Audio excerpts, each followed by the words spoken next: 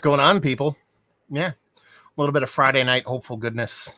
We're just after 5, and yeah, kind of want to do a live thing tonight. So I figured I'd pop on, see what you guys are up to. I'm gonna have a couple people kind of stop by, say what's up, hang out, do a little quick chats, and do our thing as we typically do. So yeah, let's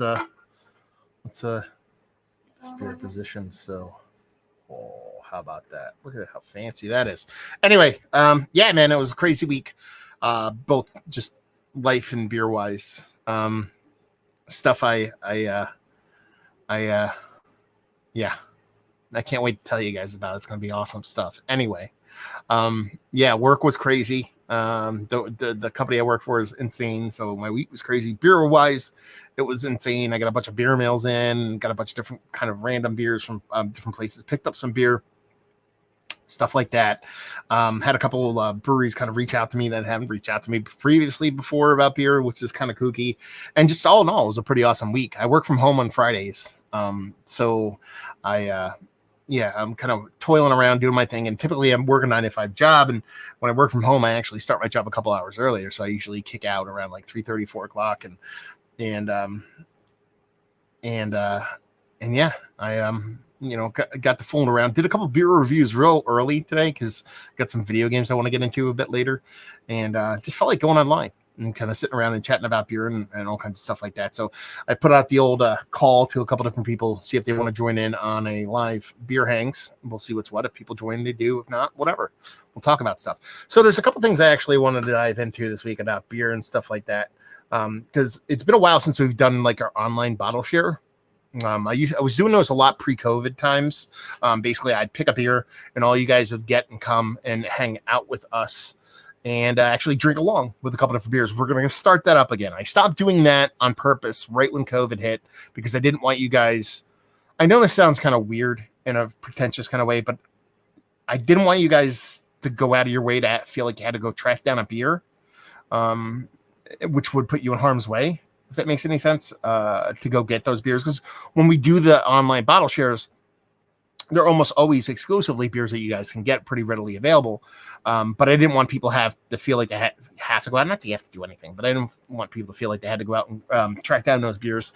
So I stopped doing them for that reason only. We were doing them, about once a month, and it was awesome hangout. But we're going to start doing those again. So this month, we'll probably do one of those. We'll do an online bottle share. I'm going to put up a poll on my site, on the community tab, on the post tab, and then we'll pick some beers on that you guys can actually track down, or we'll put up a bunch of beers that you guys can vote on, and then we'll pick a bottle share beer to do sometime this month, hopefully before the end of the month. If you have any suggestions on what beers you'd like, you can either leave them in live comments now while we're doing a live stream, or you're more than welcome, if you watch this as a replay, leave it in the comments down there and I'll include those in the poll. For those that aren't familiar with it, because it has been a little bit since we've done that, the online bottle share is basically just beers you guys can get.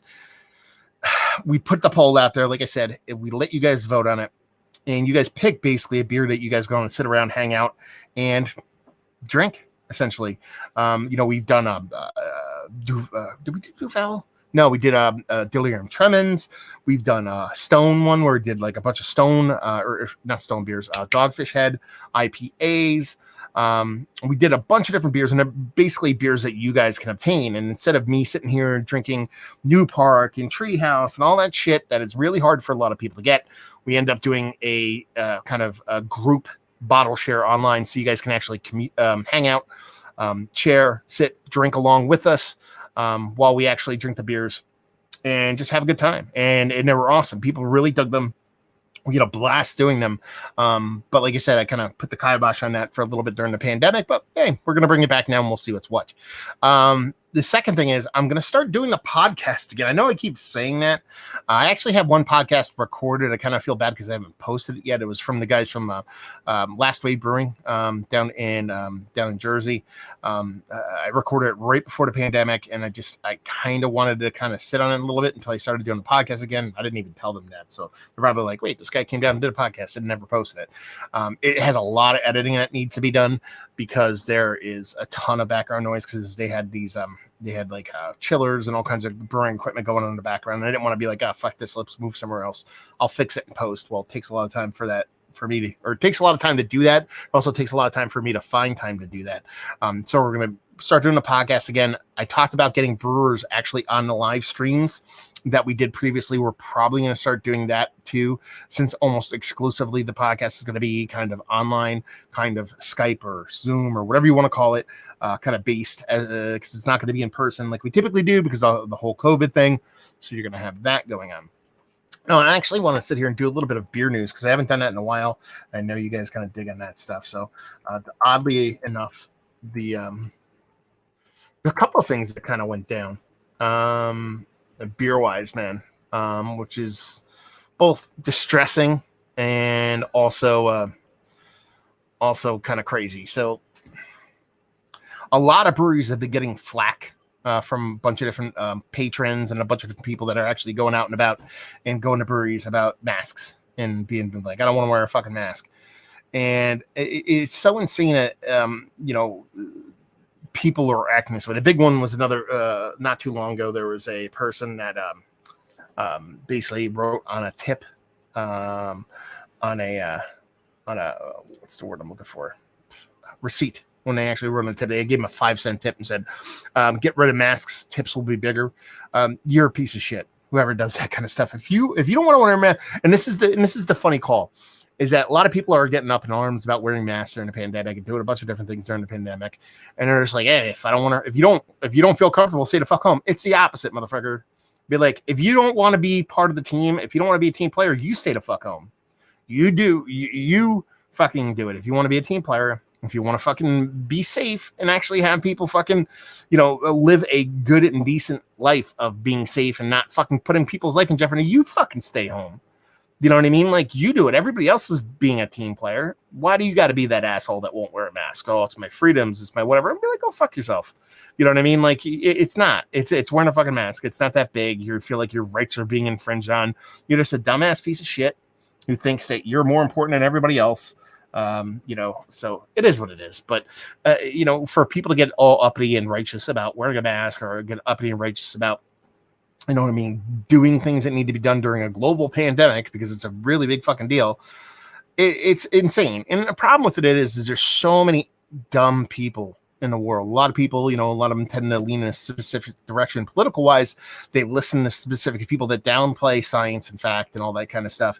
And it just hurts everything, to the point where it's like, if leadership, you know what I mean? Like, trickles down. So if the top is being a piece of shit and the bottom, they're already shit, they're going to be even shittier. Talking about shittier, let's welcome Mike from Nerd Sense. What's up? What's going on, dude? How's the dog walk? Dog's good. He's pooped out. That's good. How old is he now? I think 10 months or so. Yeah. He's huge, though. He's 100-something pounds. He's Clifford. Clifford the big red dog. Taco hit a year old less than a month ago. No, a little over a month ago. And he's a little fucking asshole, man. He's awesome. He's so fucking cool. He's such a douchebag. We've gotten in, surprisingly enough, we're actually holding him back, I think, from maturing a lot of times because we're afraid of certain things. Like, we're kind of afraid, really hesitant to let him off leash, on our property. Because one, we don't want him to get hurt or injured, but two, more importantly, and probably the biggest thing, we're lazy and we don't want to chase after him. Mm-hmm. But and then we said, fuck it, we got to do it, and he's been fucking awesome. He's been absolutely awesome. Now we use a remote collar on him. We don't shock him. We use a vibration function and to kind of to train him, and he's awesome, man. Like, it went to the point where we'd have to take him out every morning. Now I just open the door, let him out, and then he just comes back in. And then, whatever he does, like poop or pee, just let him out. He goes out, poops and pees, does his thing, comes right back to the door. He's like, hey, what's going on? Speaking of the devil.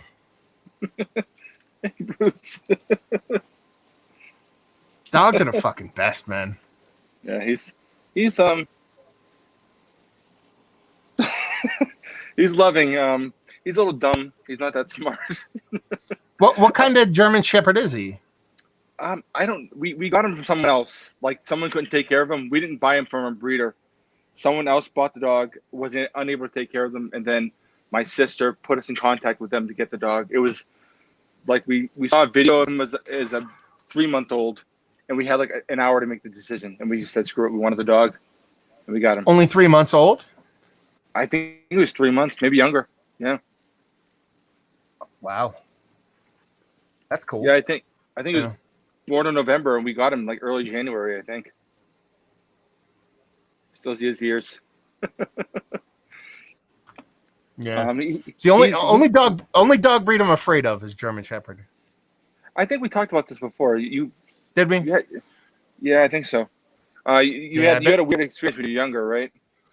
Well, actually, it was more like I've been bitten by dogs 4 times in my life. 3 times as German Shepherds. So it's not that I'm not afraid of them. Like when I see them, I'll play with them and hang out with them and stuff. But there's this weird kind of like hesitation when I do it because I love all dogs. I don't give a fuck. I'm all in. You know what I mean? I'm diving head first, and any dog I see, I don't give a shit. You know, but German Shepherds just like a little bit like just get me a little bit uneasy. But that's more my problem than theirs because I just dealt with some douchebaggy German Shepherds. You know what I mean? They're just like there's douchebaggy humans. He's a little toothy. We gotta no matter what we do, he still likes to kind of nip. We haven't had him like bite anyone or anything, nothing like that. But he gets a little mouthy. He wants to. Taco's the same exact way, dude. Like it's our next big hurdle to cross with them is really getting that out of him. Yep. You know, and he never ever comes close to breaking skin. He just likes he's just mouthy. He likes to play. He has fun with it. You know what I mean? And we're assholes because sometimes we don't encourage it, but we'll play with him and we don't stop it. So we're reinforcing it. So it's our own fault. Yeah. You know? Yeah. I'm sort of the same way. I wish I was more consistent. Like we were really consistent for months, and but it would be my little sister would not give a shit, and then it was like almost like all the work undone, you know? Yeah. But now I mean he's good. He's just doesn't listen if he's excited for any reason. You know what I mean? Like if he's calm, like he is now, anything I tell him to do, he'll do. Like, I mean, he'll lay down, he'll sit, he'll crawl, paw. I mean, all the doggy Olympics, he can do all of that stuff. But as soon as he's excited, even a little bit, it's just like nothing is going on except for what he's excited about, and he doesn't hear you at all. Yeah. I need to get him better. So you have a puppy, is what you're saying?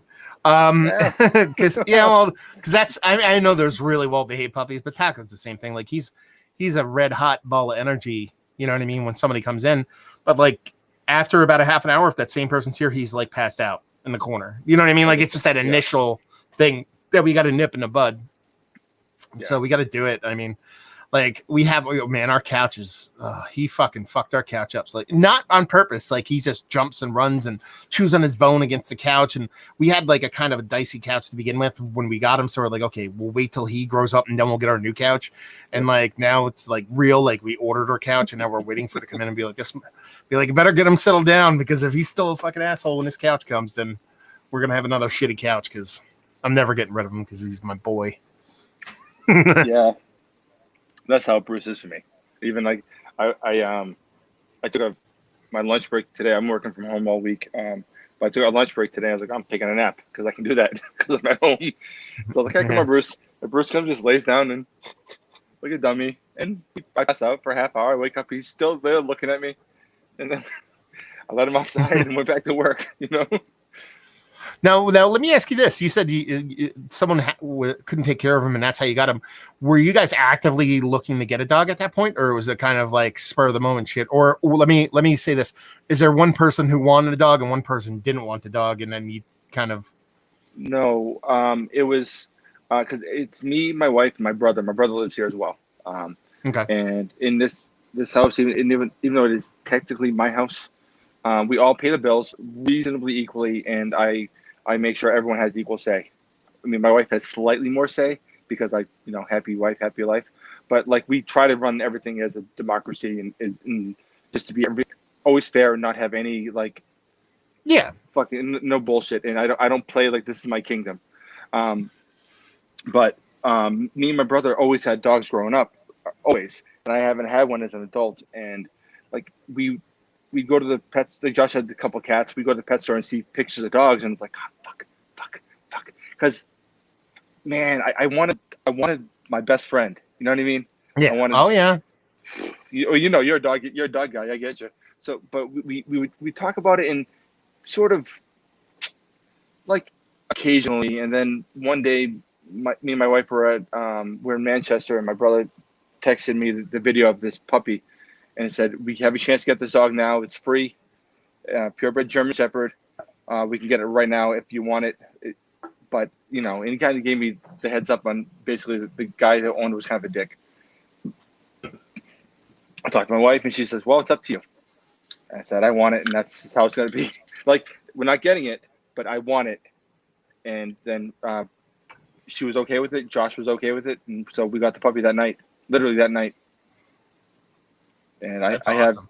I have these pictures of him too. That, like, I think we're his third home in 3 months or something like that. So he was just terrified, this little scared dog, and just it's so cute seeing him like this terrified puppy. But he's very well loved. He gets treated real well.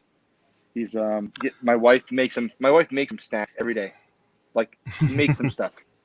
Like just little things like fruit, and she'll freeze fruit with like coconut water and stuff, like different things, and he loves it. Loves it.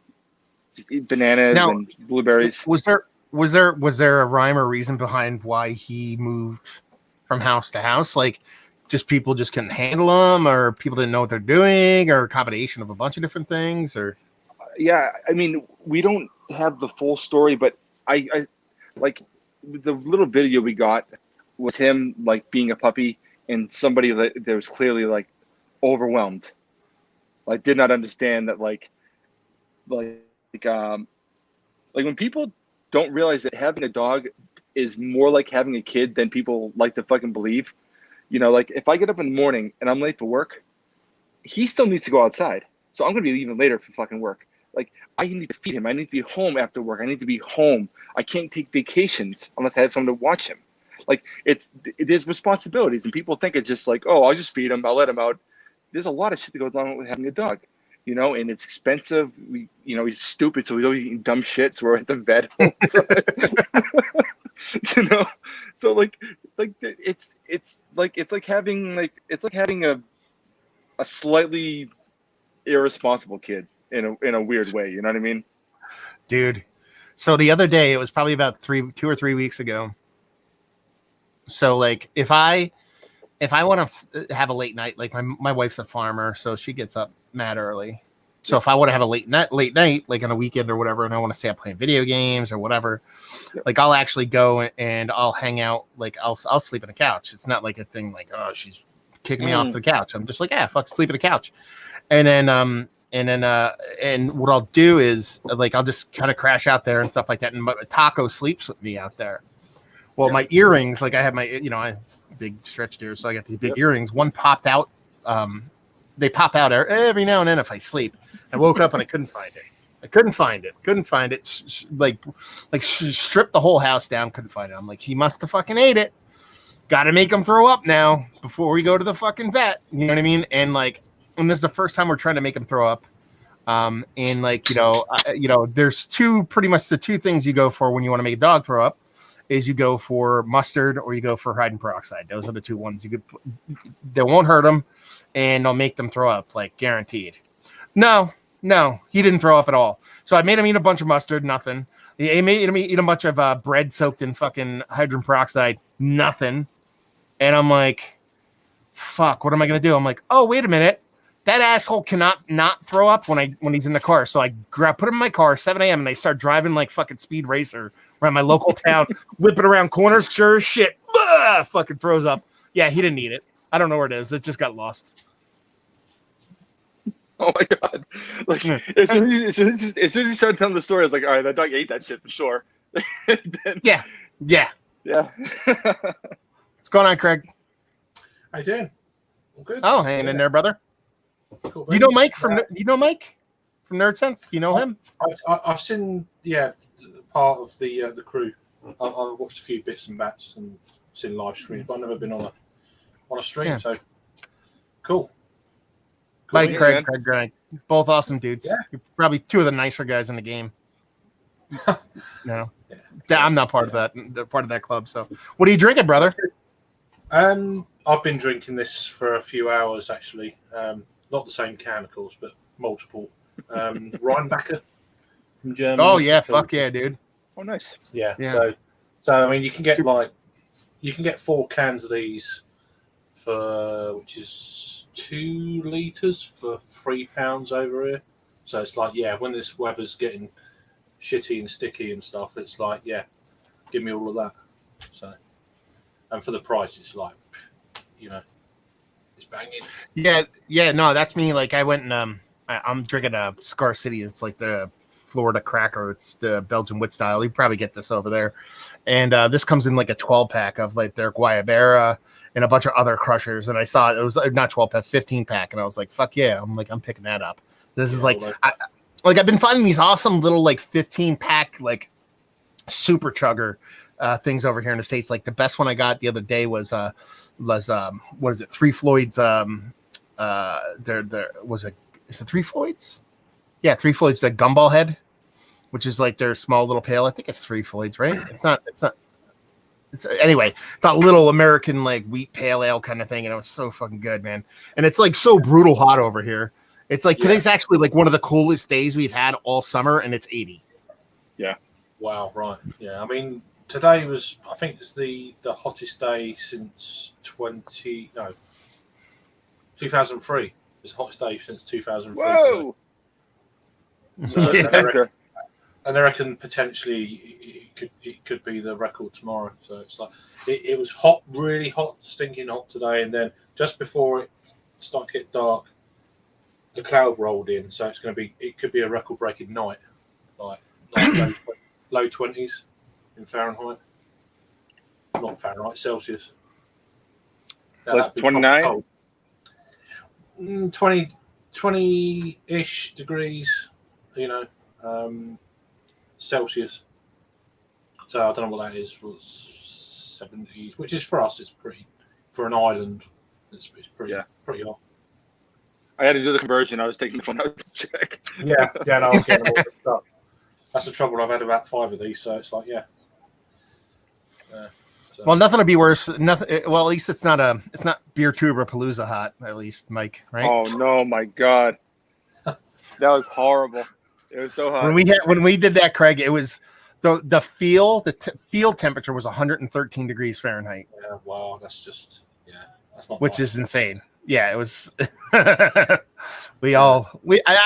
After 37 fucking beers, it wasn't that bad, but yeah. For a while, I didn't understand. I didn't really get what was going on. But I was having panic attacks the whole time I was there. That's why I was sort of in the corner avoiding people for a while.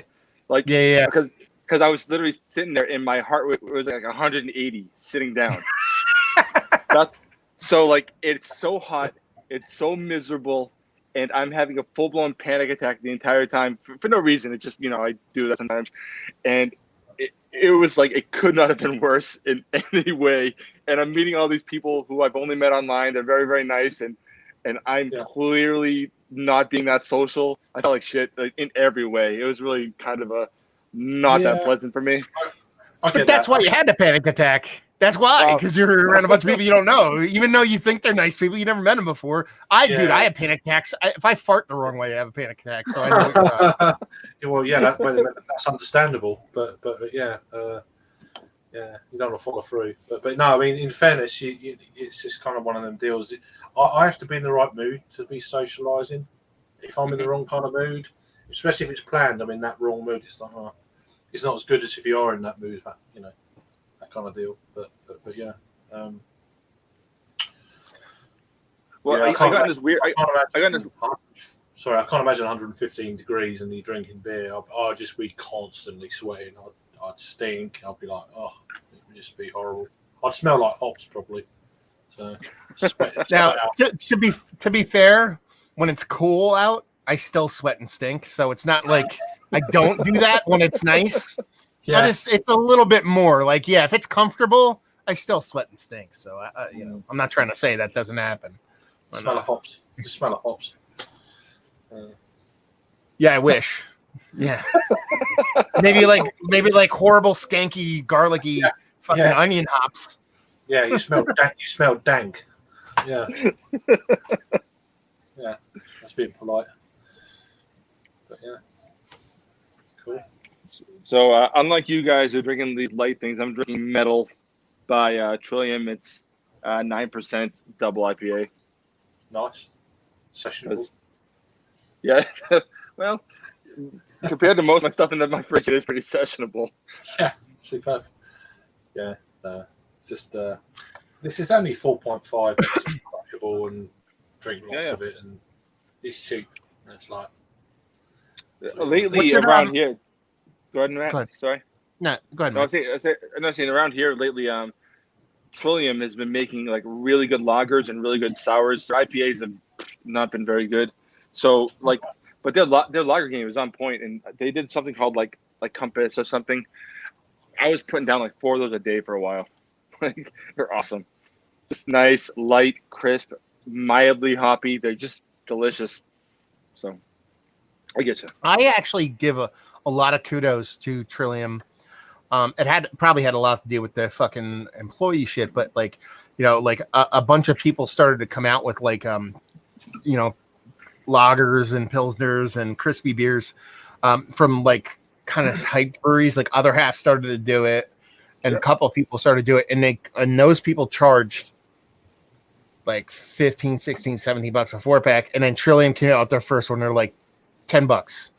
Yep. You know what I mean? Like, and I think they reset the market because I think those other people tried to put the market at 15 to 16 for a fucking Pilsner, which is fucking batshit crazy. Trillium just immediately stepped in and was like, no, $10. And then everybody else, not that they all dropped $10, but they all said, okay, let's do 13. And you know what I mean? So that's one of my favorite things they've done in quite some time, because even $13 for a 4-pack of Pilsner is still that expensive, because I can get, Craig, what did you pay for a 4-pack of those? £6? $2.99 for a 4-pack. Yeah, that's what I'm saying. So, and is that going to be markedly better than what, you know what I mean? Yep. Than what those other guys are doing? No. So you can get your Vlettons, you can get your fucking, your all your fucking Pilsner Urquell. You can get all that shit. I can get Pilsner Urquell 15 pack for $10. I'm not going to get much better than that. So while I do enjoy like the big boys making those beers, you can't tell me you're going to charge me fucking 15, 16 American for a fucking Pilsner. You can't. I understand it's a lager. It takes longer and it takes tank space, but I'm sorry. I just think for the price and how much you're getting and what the quality is like, value for money is just, it's there. It's just like ridiculous. Yeah. Yeah. It's just the price and the quality together. It just makes it. You just got to do it. Price. Well, for me, around like for lagers, if I'm going to do something like I prefer Jack's Abbey. I can go get a 15 pack for like they're 12-ounce beers, but you get it for like $14, $15, and their stuff is awesome. So like in the summer, not so much this year, but typically in the summer, I always have a 15 pack in my fridge. Always. There's like Jack's Abbey's like, oh my god. Like if you actually like, you know what Jack's Abbey's like? Jack's Abbey's like, how do I put it? You know, that's that one friend that everybody has in their life to where everybody likes them. That's Jack's Abbey. Like I've never heard anybody talk shit on Jack's Abbey. Like fuck Jack's Abbey. Be like, no. Like, no one says that shit. Like, and all the other breweries, you can hear people fuck Treehouse, fuck Trillium, fuck Verdant, fucking blah, blah, blah. Like Jack's Abbey's like, everybody's like, no, they're just Jack's Abbey. They're awesome. Fuck. If you see something bad, I'm going to punch you. You know what I mean? Like, they're just always good. And their prices are fucking amazing. They're almost like Lagunitas in that way. And that their beers are always just appropriately priced. And they're so good. Like the Citra Brow that I drank, I was ripping. Four packs of Citra Brow for $11 for a 4-pack of Pounders, and I'm like, can I get a keg of this? And it's so good. Yeah, they did a whole mix of. They did Galaxy Brow, and they're all awesome.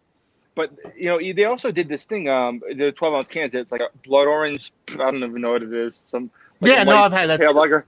And like I got a 15-pack for like it was on sale for like $12. I mean, when I was taking my dog for walks, that was my keep myself hydrated. I walk around my Hopsulator. I have two of them, one in my backpack and one in my hand, and just pound them. They're so delicious, so light, so effervescent, and easy to drink. They're not complicated. They don't bother you. They're just delicious, you know? See if I can find this thing that I've. Let's see. Hey, I can find this fucking post that I made Seeing a if couple I- of years ago. I'm curious what I've had from Jack's Abbey now. I don't think. Oh, I've had yeah? anything. Yeah, I don't. I've obviously heard of them for years, but it's just like, yeah. Do they make it up in England? We, very irregularly. They're local to me. They're real close. I can go to Yeah. the brewery anytime I like it. So I'm lucky. Yeah. I'm just one of them. I'm just curious now. It's like I've got to find out. I don't think I have, but obviously I've heard of the brewery for like ages. Mike, but, this is 2 years ago. It's my best ever, one of my best summer months ever. 24-pack of Pounders, a Saxton Lager for $16. Holy shit! That was like, I literally went to a place. I'm like, what's going on? They're like, nothing. We just have too much of it, and it was like less than a month old. I was like, yeah, I'll take a pallet. Like, I don't know what you want me to say here. Yeah, that's fucking amazing. Saxon Lager for fucking. That's usually what people charge for a 4-pack, and I was getting a fucking case of it. 24-pack case of Pounders. I was like, fuck yeah, dude. I was like, ugh. That's banging. I've never had nothing from them. No, I didn't think I had, but yeah. I've really been getting into my lagers this year. It's kind of one of them deals. I think you go through phases, and then I'm starting to go back to what I used to drink and all that sort of stuff, and just to see what I appreciate more now than I did then. Kind of weird. I think it's just going through that kind of cycle. And then I don't know if it's a taste buds changing. It's like, oh, you want to try something that you haven't had for a while or before. It's just One of the. I don't know how it is, how shopping was for you over there, Craig, or even Mike. The one kind of side effect I noticed with the pandemic was that, like, even though I've always been into like lager, pilsner, saison, all that kind of stuff, it's always been me standing at a bottle shop, kind of perusing and being like, oh, that's interesting. Maybe I'll pick up that. Maybe I'll pick up that. But for the first couple months of the pandemic, a lot of my beer shopping was done online, not necessarily shipped to my house, but like local bottle shops. I'd look on the online and see what they have. But in order to see what they have, I'd have to search for it. Like there was no like, okay, here's our free fridge. Like I actually thought about starting a company during the pandemic where I'd go to different bottle shops and take pictures of their coolers and then be like, okay, I'll post them online. And then that way you could see what people have in stock. Like I could have made a fucking ton of money, but I'm lazy. But you'd only be able to get what you would search for. So I'd start to search for generic terms, saison, lager, pilsner. And what happened was it ended up, like any search engine, the more popular, the more ingrained information in the system comes up first. So when I typed in your pilsner, I typed in your lager, I typed in your Brunel, your porter, it was a lot of classics, whether it be pilsner or Kel to if we Anchor Porter to a lot of the classics, and I actually ended up buying them. I don't think I would have bought them sans pandemic. So while I actively always try to go back to classic styles, it kind of forced me in a way to be like, not just buy it, but see it and be like, oh, wait, I actually haven't had that in a while. I'll pick that up. Oh, wait, it's fucking $8 for a 6-pack instead of fucking $16 for a 4-pack. I'll be like, that's even better.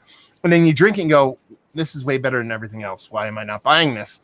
So it forced me almost training wheels back to like a lot of classic beers. And that's awesome. Now I'm back out and about buying beer and I'm doing the same thing I was doing before. So I didn't learn that lesson all that well, but it was fun to actually go back and try a lot of those things. And it's been awesome. It's a cool little make lemonade out of lemons thing with the whole pandemic. For me, my beer drinking always goes sort of in phases. And especially like when I first started drinking beer, all my friends were like, they would drink like Coors and I don't know, Bush and whatever kind of swill they can get for cheap. Like, remember they used to have beer balls? I don't think they still exist. Oh yeah, dude. I remember beer balls. Yeah. You can make a bong out of those. Oh, fair enough. But I remember people, I always hated it. I never liked this stuff. So like I was drinking like dumb shit, like Bacardi 151 to my face because I was so stupid. And then when I was about 21, I started actually drinking beer because someone got me a Newcastle Brown Ale at a bar.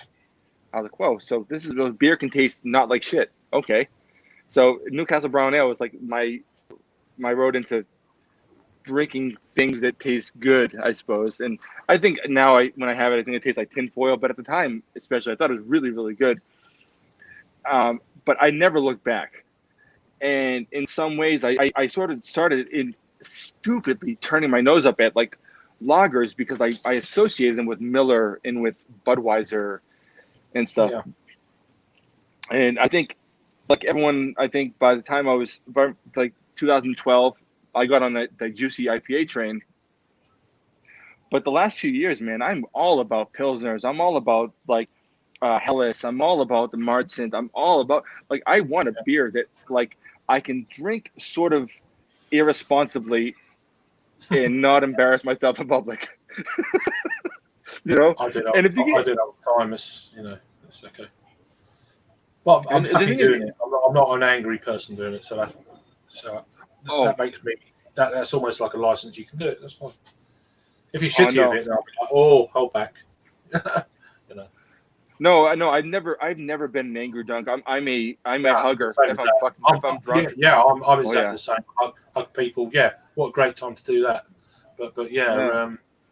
Which is really kind of like, my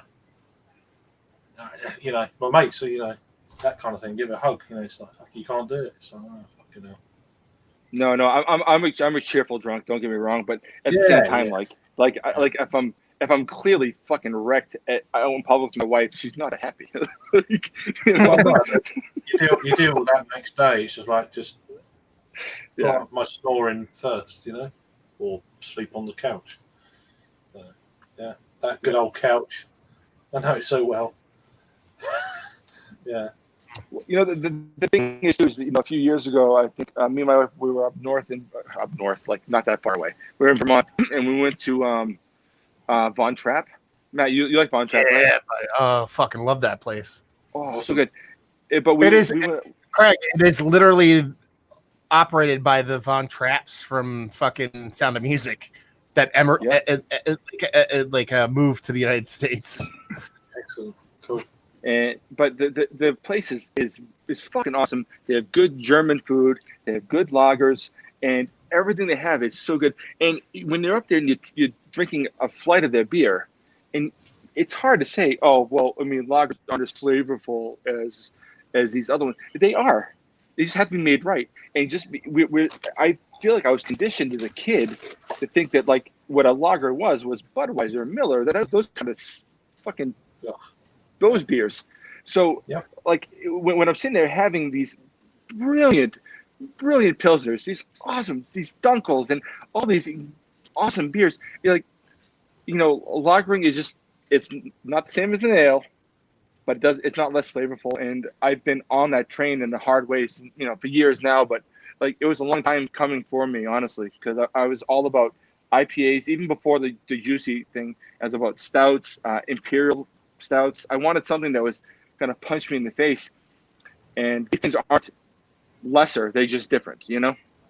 The funny part is you bring up Von Trapp. Keith just joined the chat.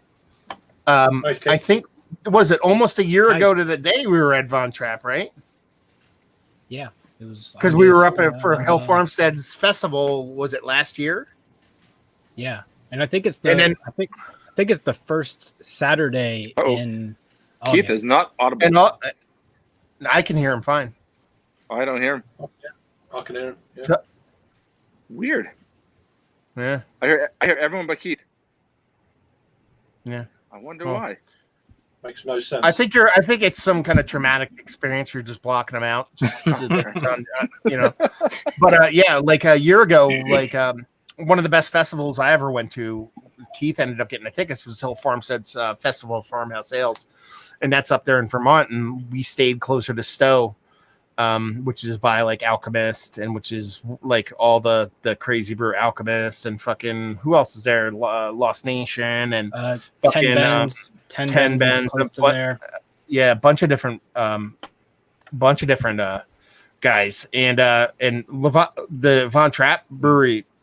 We went there and ate and had a blast, and it was fucking fantastic. And I think it popped up in my my Facebook memories, maybe like a year or two, like a couple days ago. I think it was, right, Keith? I think it's if I remember. Did we go into fourth, fifth, and sixth, or second, third, and fourth, or something like that? We went last year. Or something? Was.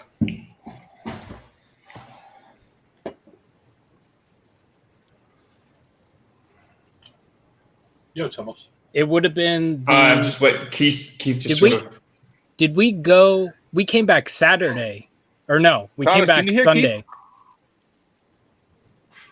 I'm muting Thomas just for fun. Go ahead. Oh. Yeah, no. We go. We left. The festival's on the Saturday, and we went down the day before, and we came back the day after. Right? We were there for 2.5 days. Yeah, so it was the 3rd, 4th, and 5th.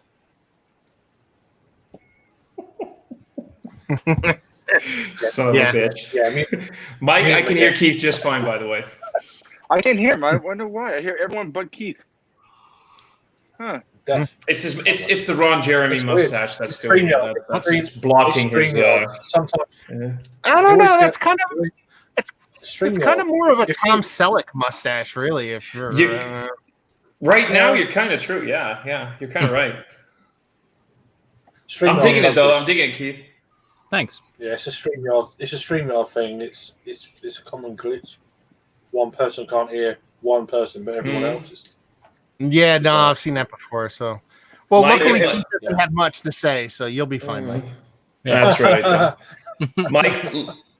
Mike, logging out and coming back in might work. Yeah, I was wondering about that. Yeah, that's why. Matt, that's what I'm gonna do. I'll be right back. Okay. Cool. Yep. Yeah, it normally happens So Keith, Keith, how's that unemployment treating you? I see that big Samsung box behind you. Oh yeah. It was. No, this thing was like $300. It was. Oh, okay. It was. The guy was like, yeah, because I was like, yeah, I'm looking for something around like 50, 55 inches, and Aren't we all? Yeah, I'm trying. I really was trying to not say anything. And he was like, "You're going down that Pornhub route again, aren't you?" It's just like Jesus. I have this like base Samsung, and I was like, whatever. Let me look at some of the other things, and then I ended up going back and being like, I'll just take that one. And then he brought it out. And I'm so like, my last TV is a 55-inch Samsung, but I bought it like 10 years ago. So when he said base model, I was thinking like it was worse than that TV. Oh no, it's 9 billion times better. Yeah. Yeah. And it was only, I think I paid like $1,000 for that TV. I paid $300 for this one. So yeah. So let's talk about some welcome Thomas. We haven't actually said hi to you. Hey, how's your night going? How'd that date go a couple weeks ago when you came on and she watched? Like, did anything come of that? No. She shut you down. No. Actually, we had a second date and it was fun and we had loads of fun and it was great, but we kind of realized, that's it. We both like beer and we both like the same kind of shows, but that's it. Okay, so she blew you off. Anyway, so it went so well. I actually want to wait.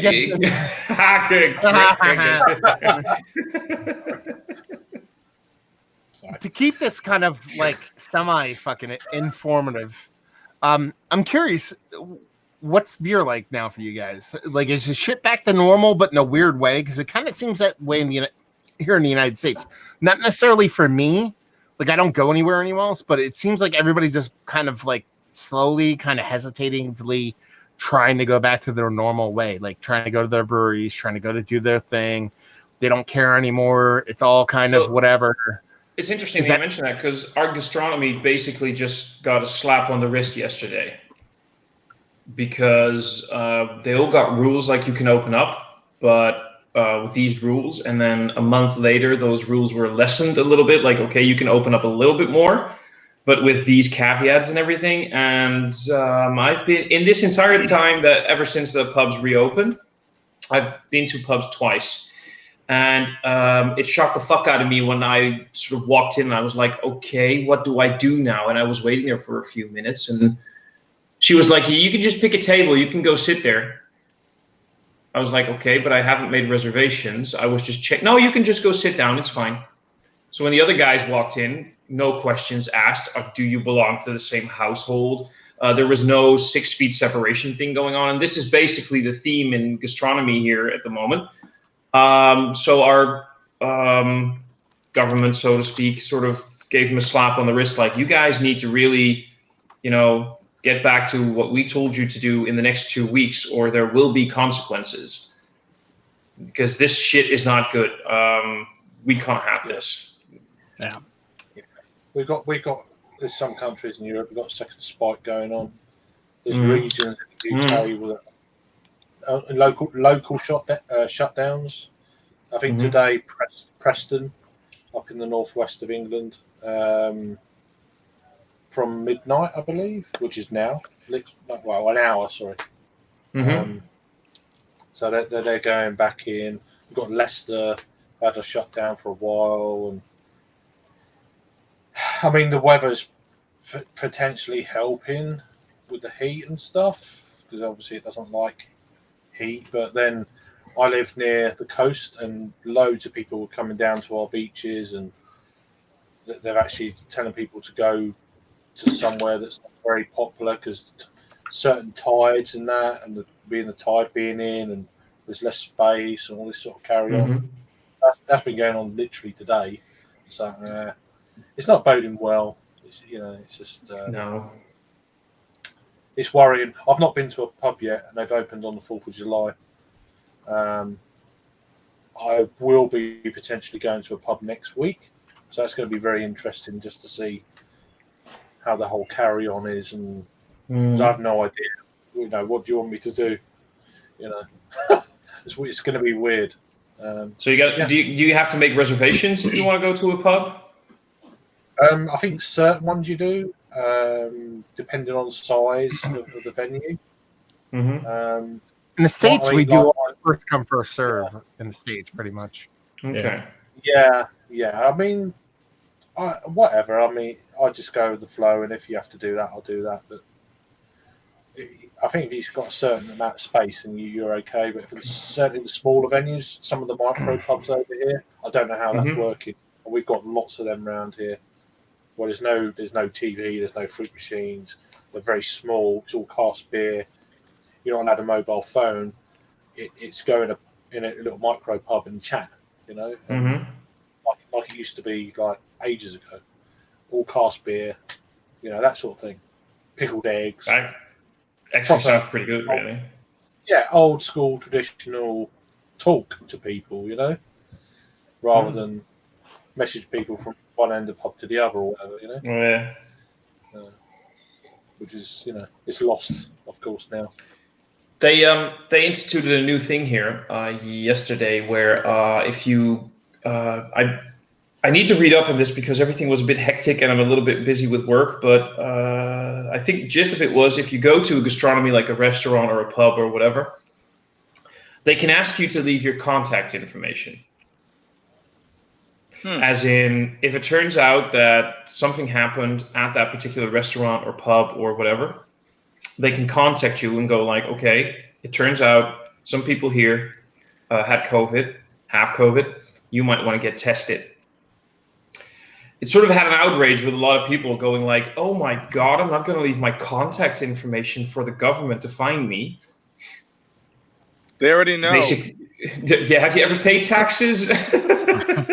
Well, not just that person probably posted 19 pictures in their public Facebook Exactly. at the shit, like- location saying, I'm eating this now, I'm drinking this now. Like, you know what I mean? Like, Look. come on, motherfucker. What do you care? Like, people No, always not say even- about like government's tracking me and be like, good. I don't care if my camera turns on. If they want to watch me jerking off, I'm good with No, it. but here's the fun thing. They're going like, I don't want this person. It is though, but there's people going out like, I don't want this venue that serves me food to know where I live. Have you ever ordered takeout to be delivered? You know, these people are freaking out right now over the weirdest things. Like, I don't want this People are restaurant to know stupid. where. Oh God, people are. Yeah, but anyway, no, it's a weird situation. But so I'm curious to see what's going on because like Craig mentioned, Europe has been seeing spikes, and it's not at an alarming level as in we need to be really concerned, but it's at the alarming level of like we need to really keep an eye on this. The worst thing about it over here is, well, I mean, there's so many worse things I can get, but like just to keep it light, the worst thing about it over here is that since there's literally no leadership from a federal level, from the top down, that they've pretty much just like passed the buck onto states and let states kind of like do what they want to do. So like in the United States, each state is like its own country almost when it comes to ruling. So there's some states doing better than others. And then there's like, you know, it's the rules are just so weird. Like, for example, in New Jersey, you still cannot eat or drink inside an establishment. So if they have an outdoor venue, then you can eat or drink. And a state over, they have Pennsylvania, you can have 25% capacity inside, and then you can have outside. But in New Jersey, every place that had outside places basically built a circus tent outside, which is basically an enclosed building outside, and then they're packed to capacity. So it's like you're doing the same thing outside that you would have been doing inside. That should be illegal, but it's not. Like when they meant outside, like open air, like no kind of confinement, and that's why I won't go to places because it's like because all the places that were like, okay, we can only do outside. How do we maximize that? Well, if it rains, people aren't going to come, so let's put up a tent. You know what I mean? And it's like, well, then you're no better now than you were before, but that's the rule. That's the rule. So it is what it is. I keep hearing Peralta in the back of my mind going, "Noise, smart." Yeah. But it's also like, but in the United States, since we are, you know, freedom, fuck yeah, America, fuck yeah. It's like we love guns. People, you know, someone will sit down to eat, and someone will be like, "Oh, just so you know, if you're gonna eat here, that's fine. But if you go to the bathroom, wear a mask, that person will just shoot everybody." You know what I mean? Like it's like people like person's like eating, they'll be like, "Okay, I'm gonna go to the bathroom." Person's like, "If you go to the bathroom, you gotta wear a mask," and they're like, "Bang, bang, bang! I just killed everybody here because you told me to wear a mask." That's happening here. Wow. That's like that's not a joke. Like that's actually happening here. Like people are like just walking through Walmart, and Walmart be like, "Oh, you're supposed to wear a mask." Be like, "Well, I'm gonna shoot you now." That's just fucked up, then, isn't it? Really. We talked Walmart if you can help it. But what I kind of see of America is there's kind of two sets of rules from the administration. It's like one set is if it's going badly, it's the state's fault. If it's going good, it's the administration's praise. It's us that have done this. There's no fucking in between. It's bullshit. It's just bullshit. And surely people can see through that. You cleared your throat. I thought you were going to try Oh, please, Keith, do because Keith, go for it. I've been following your Facebook, man. I'm all for this. Go for it. Go for it. I was just gonna say, like, it's weird how they're doing it. Like when states are finally like doing well with like their cases and stuff, they're like, oh, let's start opening up instead of like let's just stay closed until it's better. Like I feel like I feel like as soon as it looks better, they're like, oh, we can open now, and it's and then it's like, oh, it's worse now, so we'll just close again. And it's just like it's gonna take so long for this to like. It's like remember the old cartoon where the guy like steps on the fucking rake and it hits him in his face, and he turns around and steps the other way, and he steps on the rake and it hits him in the face, and he keeps going back. It's like that. It's like everything's okay. Yeah. Everything's okay. And it's like, dude, like you can walk in a different direction and not step on the rake. Like you could just like, it's so crazy. But here's the problem. It's not so much the government, because like the government is pretty much, as much as you would like to argue, and Keith would talk about this for days, is not really run by the people, even though it should be. You know what I mean? They're beholden to a certain extent to the people. And when people are screaming, yelling about needing haircuts and wanting to go do things, if people didn't do that, then the government would be able to rein people in. And I know that sounds kind of negative, like a forceful thing, but it's like, if in the United States, if we had a leader that was like, listen, America, we're awesome. We love living here. It's great, but we need to band together. We need to all wear masks. Everybody needs to do their part, because if we do our part, we can get back to doing. That's all the motherfucker has to say. Genuinely, just be like, listen, be like, I know you hate this. It sucks. You don't want to do it. It is what it is. But if you what, Keith? It's not. What was it? Deal, though, is it? 2 weeks ago, 3 weeks ago, when Trump finally said, "Oh, masks are good." That's what I'm saying. But that's like that's what I'm saying. Like you, if he was from the get, it doesn't even have to be him. Any leader would just be like, just straight up. And here's the thing: you have to say it with honesty, contrition. You have to say it with meaning. Be like, listen, this sucks. We understand that you're used to a certain way of living. We understand you want to have these specific freedoms, but all we're doing is we're asking you to fucking be, do your part. Just do this thing. Do it for a little bit, and we'll be fine. Be responsible. Just do it. It's no big deal. No, it's not. No, it isn't. Well, It is a big deal. This. I live in a state that was never hit that hard. The answer is pretty much, I mean, a few things shut down, but things have been kind of running more or less the same. Bars weren't open, although they might be now. I don't know. I don't go to bars that often. But this is the thing is, I work in Massachusetts. I worked the entire, since the start of the pandemic. And I was pretty comfortable just living life more or less pretty easy. And then a week ago, I go to eat in public with my sister, and 2 days later, I find out that she was with someone who, 2 days later, was hospitalized with COVID. Oh, fuck. It's like, fuck, what the hell? Yeah, I got so comfortable, things were fine. Now I spent the last week working from home, which I've never done. And I'm waiting in line to I'm in line waiting to get tested for fucking disease. I'm with my brother, who was at the was eating with us, and I'm scared because my wife was with us, and it's terrifying. We tested clean. We tested clean. It's fine. And my sister, who she tested clean. Everything is fine, but like you start. Everything starts to look suspicious very quickly because you have no idea what people are doing. Yeah, no. Besides Mike, has anybody here had any kind of like relevant close calls, like people environments you've been in? Absolutely. Talk about it. I mean, I had a friend who had it like at the very beginning, but I didn't have any contact with him. I don't, as far as. And yeah, I think that's like the only person that I really know who, I haven't had much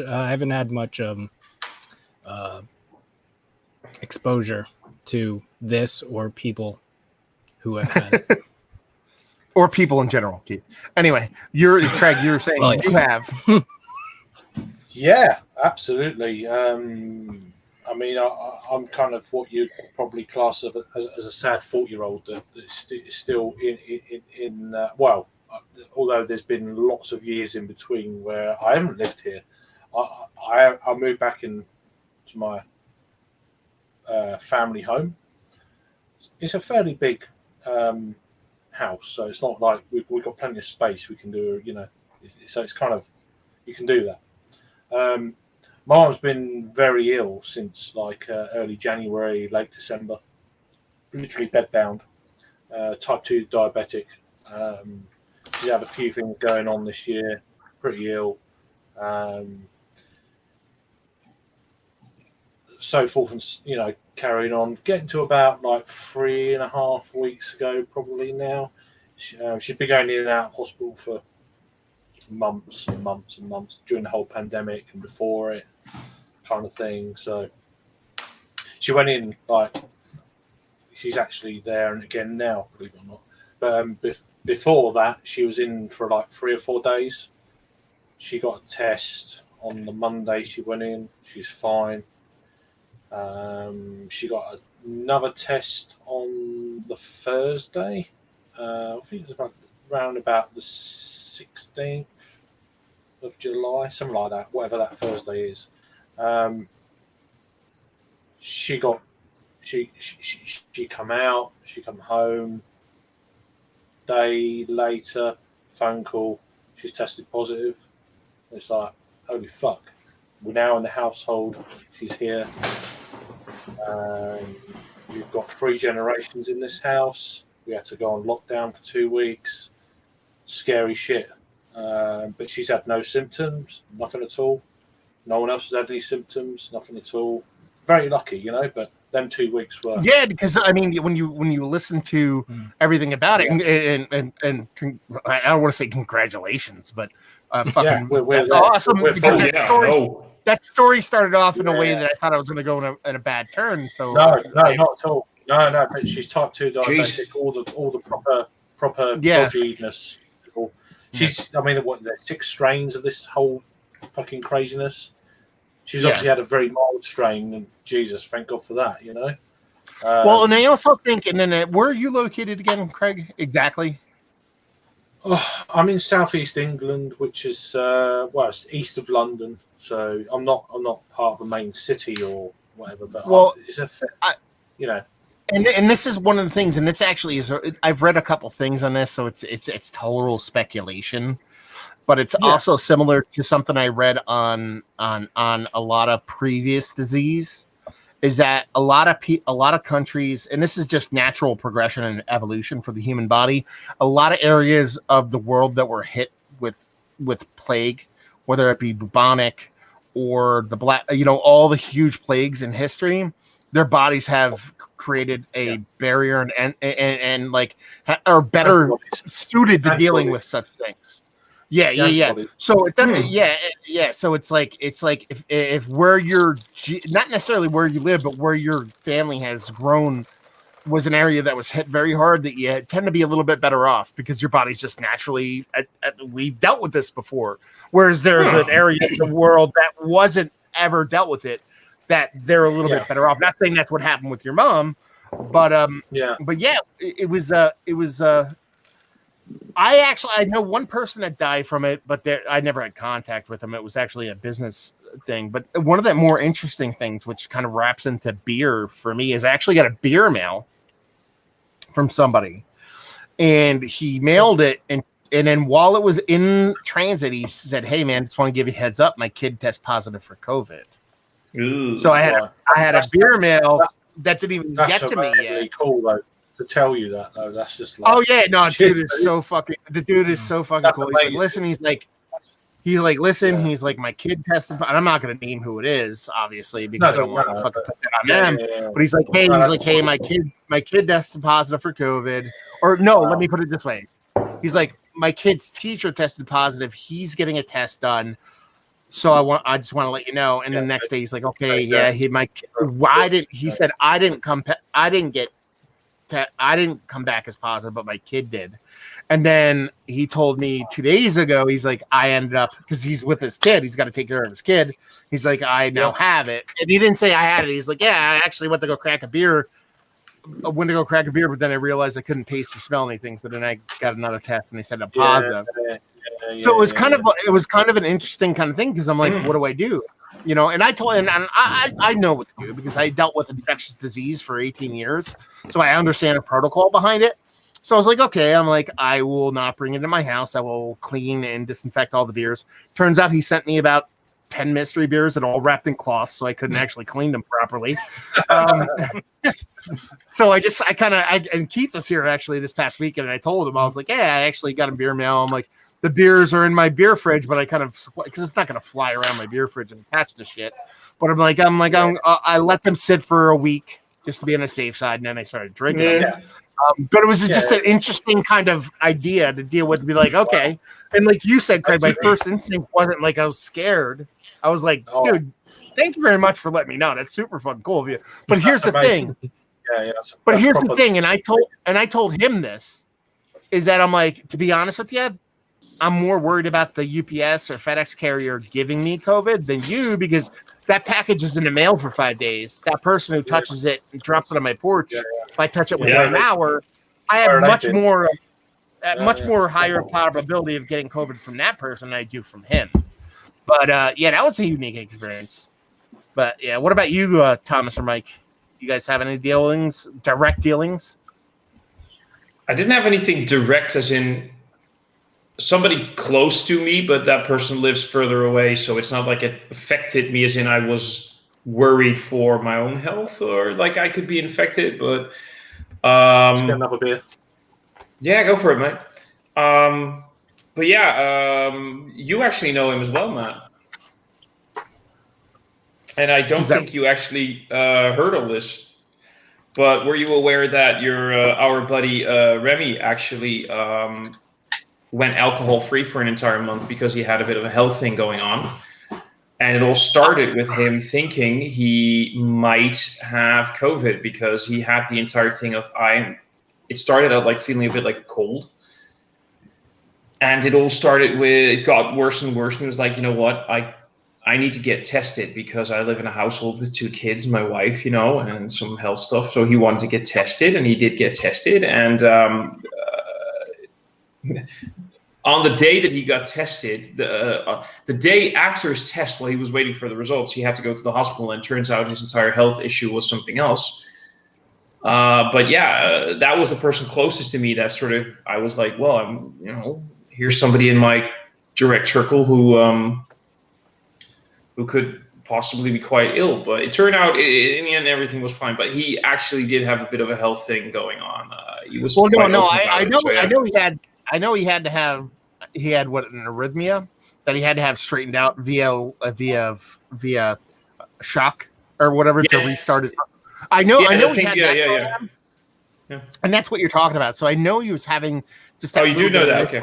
Oh yeah, no, I emailed him saying, "Hey man, I hope you're good," and blah blah blah blah blah. Cool, but he also sent me a beer mail, which I assume was because he had extra beer that he couldn't drink, so he figured, "Fuck it, I'll send Matt a beer mail." Remy, he's been sending everybody shit. It's like, I can't drink anymore. Here's my fucking beer. I keep asking him, like, I mean, I know you can't drink anymore, so where's your fucking BCBS? But he's kind of like, nah, I'll save that for later. You greedy bastard. No, he's cool though. He's doing much better. And number 6 for Craig going on. Yeah. Quite a few. And Mike, you, except for the story with your sister, anybody else? Well, the issue was, it was my aunt and uncle. She had seen my aunt, and uncle ended up collapsing at home and hospitalized. He's right now still on life support. Well, it doesn't matter. Sure. But he's fucked up. And so they tested him. He tested positive. My aunt tested positive. And my sister had seen my aunt, like within a few days of when I saw her. So obviously I was fucking panicked. But it's like everyone else in my family that was tested, it was me, my brother, my sister, my other brother, and my mother, all tested. Not detected or whatever the hell they want to say, but negative. Mm-hmm. So we're good. My uncle's still fucked up. Hopefully he'll be okay. I don't know. But he's in the hospital still, and they have him in a big bubble, whatever they do for people that have Yeah. really infectious diseases. So it Well, sucks for my aunt. I think My aunt can't see him, which is the fucking shit. Sucks. But Yeah, all the best to you. Jesus. Yeah, man, I hope that's not going to be okay because that's horrible, man. it's But shit, no, and it sucks because you sit there like you know, I hadn't known anyone that got sick. I mean, I knew people that had loved ones, but it's weird. You sort of start to get like, well, it's fine. I'll just do this. Then I go to brunch with my wife, my brother, my sister, and it's fine because the food is good and everyone has a good time. And a couple of days later, you say, "Oh shit, we're fucked," because I got complacent and I left my house. it's the that's shit. the thing, isn't it? I've hardly been Yeah. out. I've been out a dozen times or so. Keith, But, you know. Yeah. But, see but yeah. this? Just now. Vera May. Vera May 2019 vintage. Can't read that. I can Self- It's a bit small. Was that Self-Reliance for Waka? Yeah.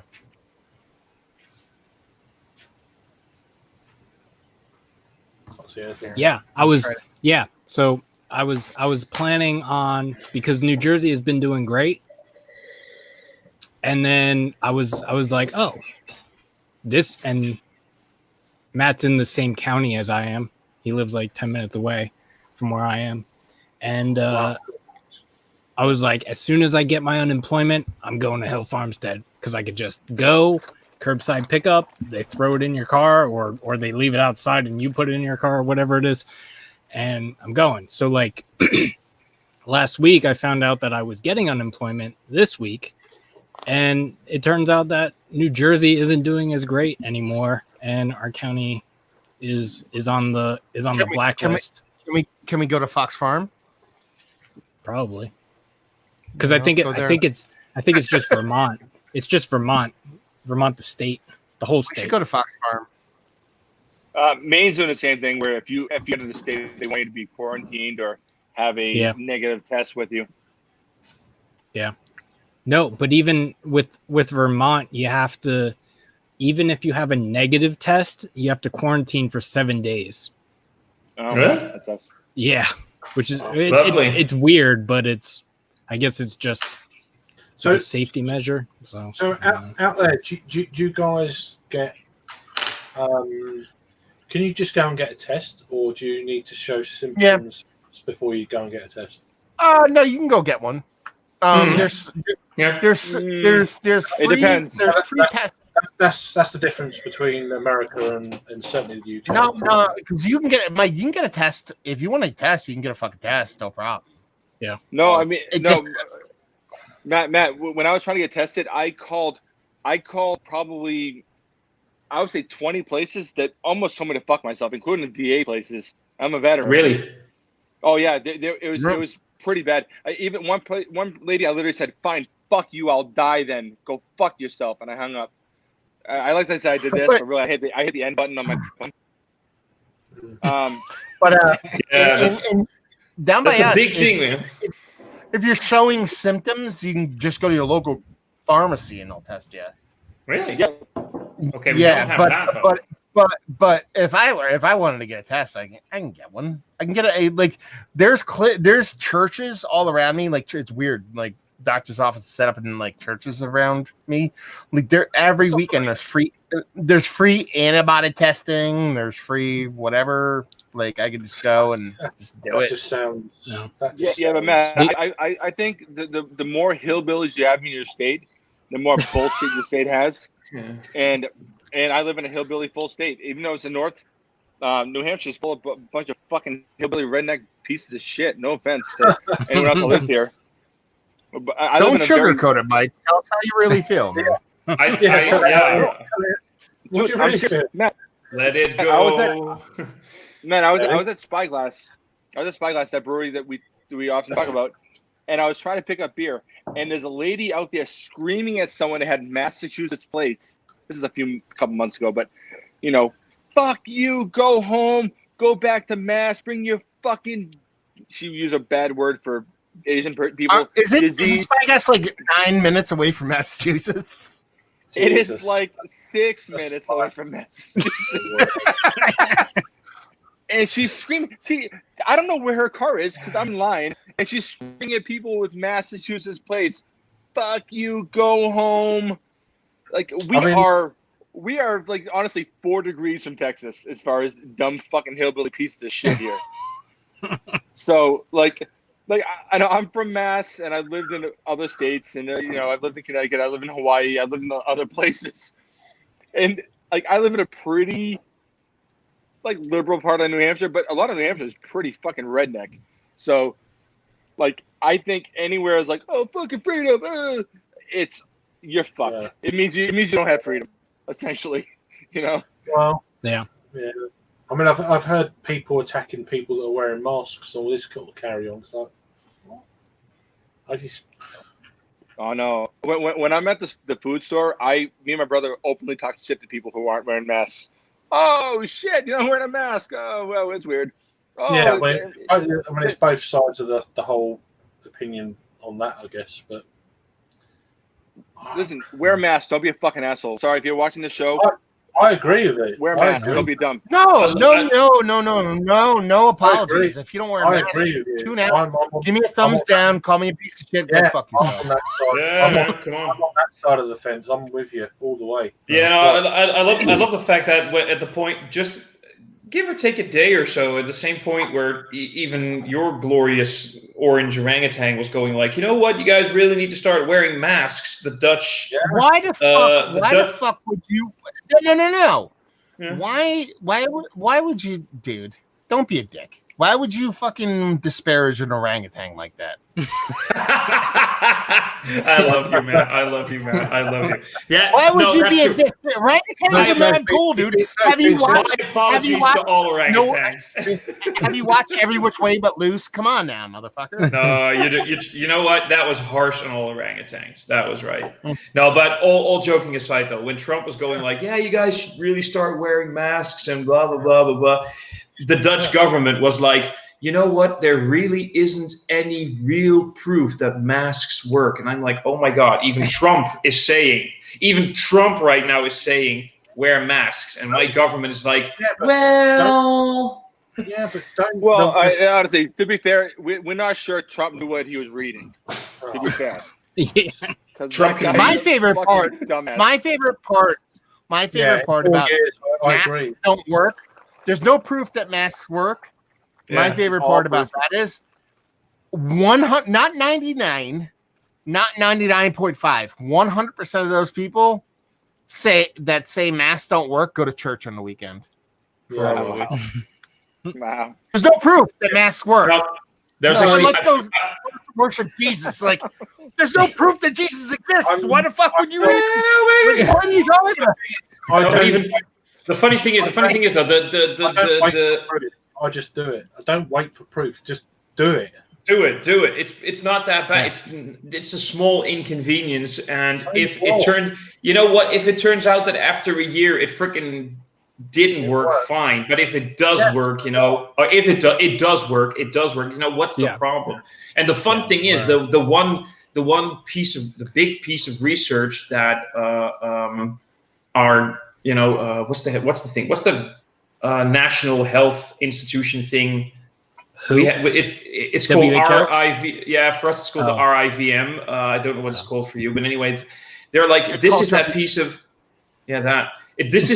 research that says that masks don't really work. Even that institution that did that research is now going like, yeah, but you know what? We took another look at it, and maybe we were wrong. And they're still clinging to that piece of research. Be proactive, not reactive. That's the way I look at it. Yeah. Yes. Yeah, exactly. That kind of goes to the point where you know what's funny. No, sorry, Keith. The thing when someone says, "Oh, it's inconvenient," you know what it is? The inconvenience is when I forget it at my car and I have to walk back and go get it. That's not. Yeah, that's the inconvenience. Yeah. You know, I wear glasses. People are like, "Oh, I have to sit in the train, and my glasses fog up." No. So take your fucking No, glasses off for the moment that you're in the goddamn train, and then afterwards, whatever. It's not an issue. Yeah. And Thomas, you know how we were talking in the private chat like a couple hours ago about talking over people and how you hate it. Anyway, Yeah, Mike, I love you. let's and so Mike, no, Mike hit it on the head because it's like yeah. Anyway, go ahead. I just want to make fun of Thomas. Oh yeah, I know you do. But I feel the love though. I feel the love. So that's. Okay. I want to go back to what Keith was saying though. Keith, go ahead because I did interrupt you. Sorry. Oh, I was gonna say Craig. It's Craig, right? Yeah. Yep. Craig. Reactive. That's how the states have been doing this. They're reactive to when it gets bad, they react to it. And then when it gets good, they're just like, oh, everything's fine now. But I was gonna say I was gonna say something about going back to the testing thing. I've heard I've talked to less than 10 people about how they got tested and whatever. About 5 or 6 of them said it took over 10 days to get the results. And then 2 of them said that it took like 2 or 3 days or 4 days or whatever it was. And a few of the people that it took like over 10 days, it was over the 2-week mark. A couple of them. So like it didn't even make sense for them to get tested. Like it doesn't make any sense if it's going to take that long to get results. So that is an issue that we're having over here as far as testing goes. You can get tested, but you don't know when you're going to get the results. There's been a government test and trace scheme that's been really shabby, and local authorities are now implementing their own to make it more speedier, quicker. Oh. And we've had certain spikes in different parts of the UK, and I think Aberdeen, Scotland, Leicester in England. I think today was Preston, Manchester outskirts. And there's a few areas that are, my part of the country is borderline. London's on the up. It's like high populated areas are going to be bigger cities, and they're starting to have a little spike, and it's like, well. Anyway. Yeah. I know I'm off camera, but it took me 3 days to get tested, just so you know, from tested to confirmation. Oh, I've not had no tests. We've had no tests apart from my mother, but we've all had no symptoms, and it's been like 3.5 weeks now. So, just wanted to check because of all the COVID talk. I just wanted to check our check a news website here, and this is funny because it just mentioned what we call the RIVM, the sort of national health thingy. And one of the old directors is now actually flaming current policy about masks and how everything is very inconsistent. And the entire policy is basically based on, basically that the policy sucks and that they're taking unnecessary risks and that they need to implement masks everywhere and be more consistent. So just thought that was funny. We just talked about it. And this is one of the old directors. So yeah, that's kind of interesting. Yeah, I mean, over here you've got to wear a mask in any kind of public indoor place. Yeah. Then I don't get how it works in pubs compared to a shop. Don't get what the difference is in that. But yeah, whatever. What's everyone drinking? Fuck all of it. Yeah. The CDC, Thomas, is CDC is what you got. Yes, that's your CDC, and we call it the RIVM. Actually, I'm not drinking anything right now. I just finished a Russian cucumber and mint goza from AF Brew. That was pretty fun. That actually really with that saltiness, it really reminded me of like a cucumber salad with mint and a little bit of. What's the most disgusting beer you guys have had of recent memory? Because I'm posting one tonight that is both disgusting and amazing at the same fucking time. Disgusting. I can't even remember, to be honest. Like disgusting as in really revolting. Like I can't finish this. Combination. No, that's not what I'm asking. Like, no, that's why I'm clarifying. Off the wall, like you're like, this is just bonkers. Like it could be a good way, a bad way, whatever. You're just like, this is fucking dumb with a capital B. That's how weird this beer is. It's probably that. Let's say root of all evil. It's beetroot, a beetroot Hefeweizen with chili. Yeah, that actually sounds kind of good. Is it good? Okay. It's off the wall, but it's very fucking chilly. I mean, to style, not at all. But if you like chili, have at it. I'm drinking this Muckraker. Whoop. And it's hold on. It's a cool shipped farmhouse ale aged on spent blackberries in a Chardonnay barrel and conditioned on coffee, vanilla, chocolate, and dried mulberries. What the fuck? It sounds like an Avid Brothers song.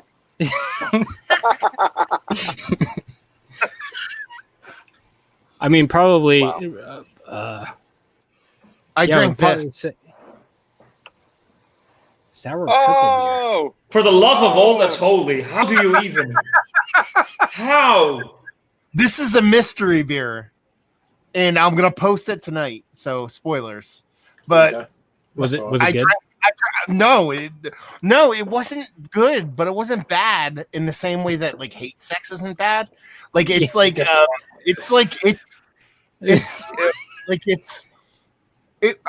it's basically.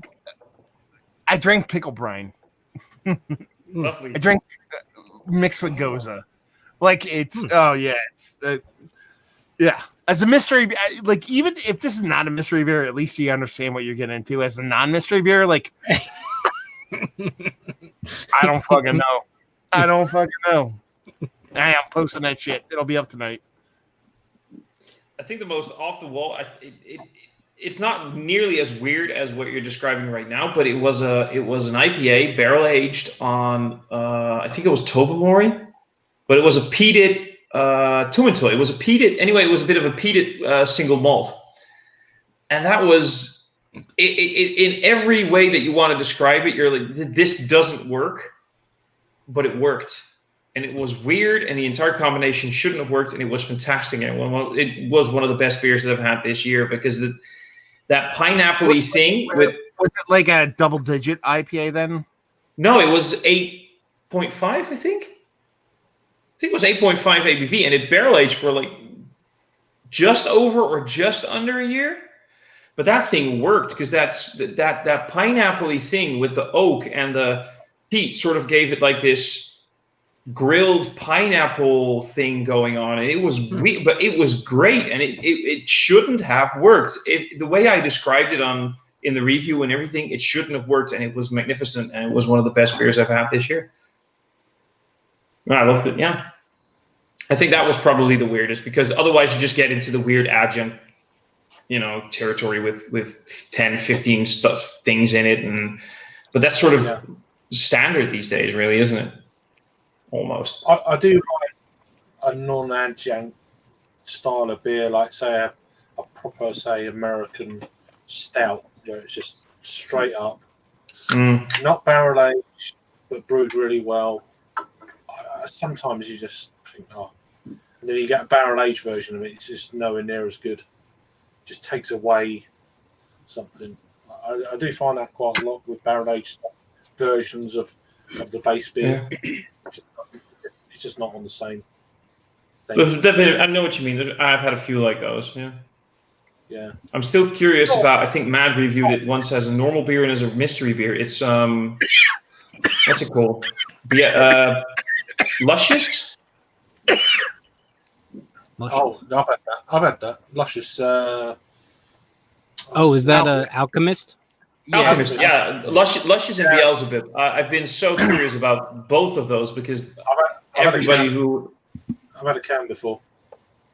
It's supposed to be magnificent, and that's the one that I'm really curious about. Like a base beer, like no bullshit, just 4-core, and it's supposed to be off the. I have a couple cans of Luscious from different years in my fridge right now. I love Luscious. Great beer. Yeah, I've only had it once, but it wasn't obviously an age fresh. But I went to a beer festival in 2017, and they had it.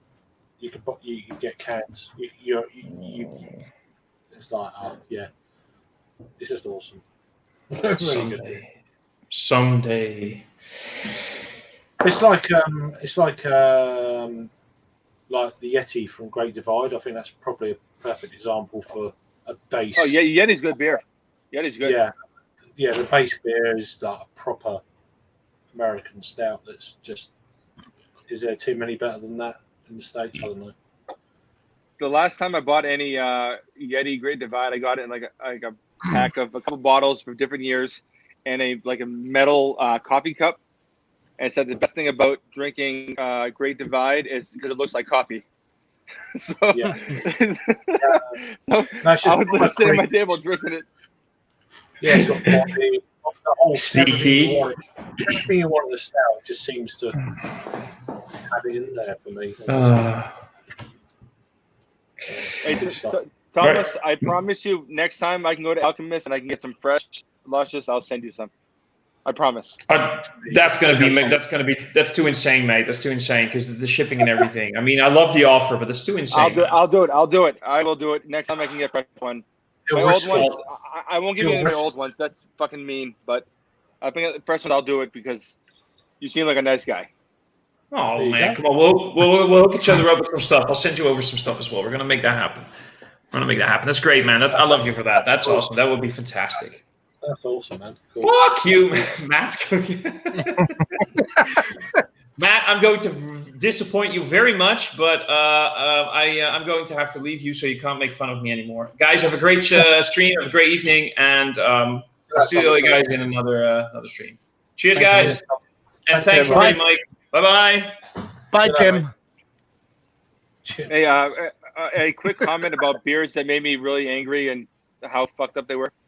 Because that's how I'm going to take your comment about fucked up wild beers. Brewery Bavana Pickled. I thought it was awful and I dumped it.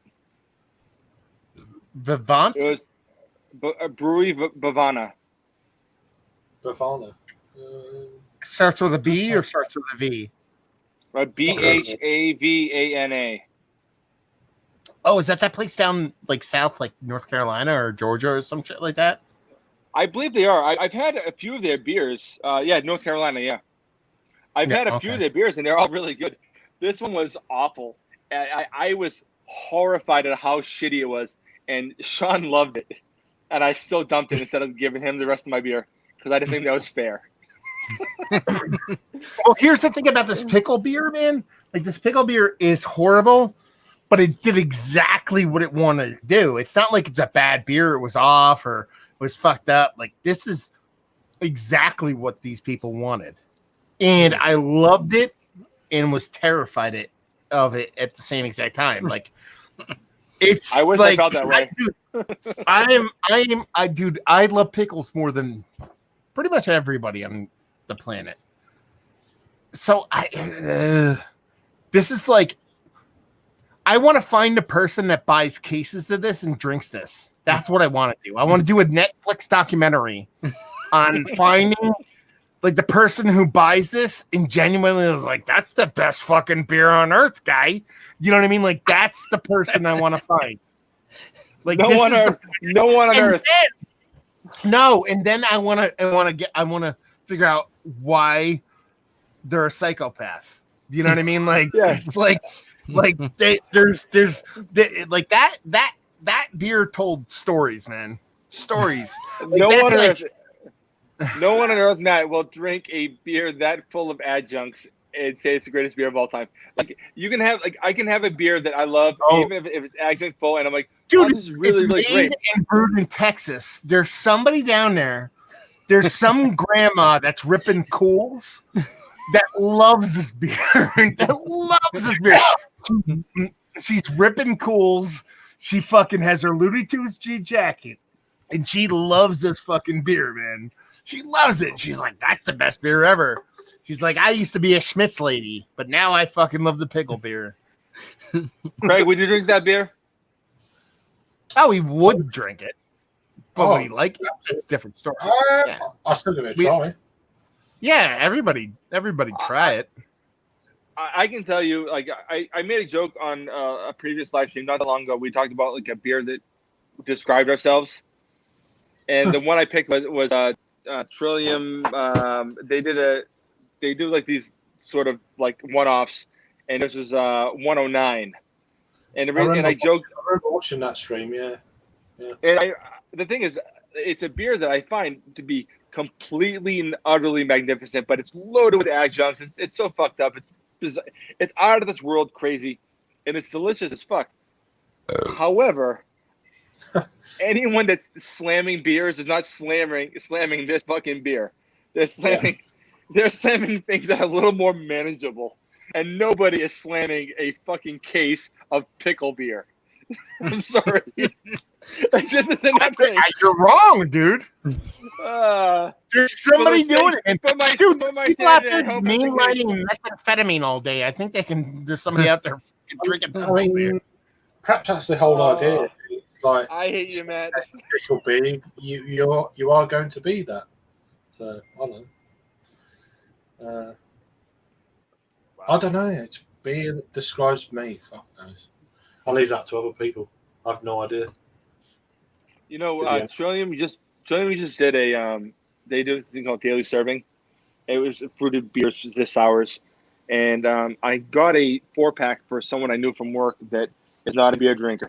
It was mango and passion fruit, I believe. Right. He took it home. He had a beer. He texted me that night and said he loved it, and his wife, who's never liked the beer ever, loved it. I think that there's a way. I don't even know where I was going with this. It's such a good fucking beer, and I want to talk about it. But I think that like something like that, like a fruited sour, I can imagine mainlining a shitload of them, especially because they're not that sour like some of them. I can't imagine mainlining a hugely like what's the word for it? Like adjunct heavy beer. It's just so overwhelming a lot of times, you know? Yeah. No, I don't know. It's an interesting one. It's an interesting one for sure. I think I don't know, so much choice. It kind of dilutes everything a little bit. That's true. I just watched the conversation. These Pilsners are going down well. This is my 6th one. So, but they're low ABV, so. Well, because of that, it is trying me to go grab one of these. Trillium Compass. American Pale Lager Compass. Essential Compass. It's super delicious. Very, very easy to drink. What are you putting it in, like a 16-ounce Yeti thing, or? Yeah, well, I didn't feel like busting out another glass, and I had this from. You mean Hot Butcher sent you one of those, huh? No, Sean and I paid for them. We did pay for them. Oh, okay. But they're awesome. So, Keith, you're drinking a sour or something. That seems a little bit. It's not sour. It's tart. It's a farmhouse ale. It's cool ship. So I guess that's mixed fermentation. There's a Craig. He's drinking a brewery called Muckraker, which is like 40 minutes away from me and Keith. They do non-acidic sours, almost like young lambic non-acidic sour kind of things. They do a lot of fruit forward stuff, but they do a lot of weird bonkers adjuncty shit. Like, how long have they been going? That'd be interesting. Not long. that long. Only about what? Keith? Yeah, so they've been years? no, they're no. 10 years, and then No, just 1 year. Just 1 year, right? They're oh wow, yeah, I think their 1 year is this month. right. Yeah, I think Keith and I did a podcast with them before they even opened. Right. Yeah.